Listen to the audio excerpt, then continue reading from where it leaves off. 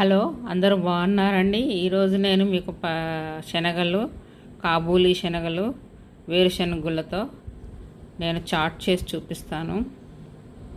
ముందు రోజు రాత్రే ఒక కప్పు శనగలు, ఒక కప్పు కాబూలీ శనగలు, ఒక కప్పు వేరుశనగలు, అదే పల్లీలండి, రాత్రంతా నానబెట్టి ఉంచుకొని ప్రొద్దున 3-4 సార్లు కడిగి కొంచెం కళ్ళుప్పు, ఒక గ్లాసు నీళ్లు పోసి 4 విజిల్స్ రానివ్వాలండి.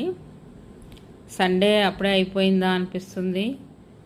మండే ఈ టిఫిను కొంచెం తొందరగా చేసుకోవడానికి వీలుంటుంది కాబట్టి ముందు రోజు నైటే నానబెట్టుకొని ఇలా 4 విజిల్స్ రానిచ్చి మళ్ళీ అదే కుక్కర్లో ఒక 2 స్పూన్ల ఆయిల్ వేసి జీలకర్ర, ఆవాలు, ఎండుమిర్చి, వెల్లుల్లిపాయ రెబ్బలు, కరివేపాకు, ఉల్లిపాయ ముక్కలు, పచ్చిమిరపకాయ ముక్కలు అన్నీ వేసి దోరగా వేయించుకోవాలండి. మండే మార్నింగ్ చాలా సింపుల్గా అయిపోతుంది టిఫిన్. ప్రోటీన్ ఫుడ్ కూడాను. పిల్లలకి ఒక కప్పు, పెద్దలు ఒక కప్పు తీసుకున్నారంటే కడుపు నిండుగా అనిపిస్తుంది. సింపుల్గా కూడా అయిపోతుంది కదా.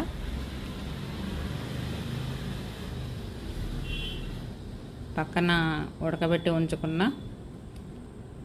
3 రకాల విత్తనాలను వేసి బాగా కలిపి,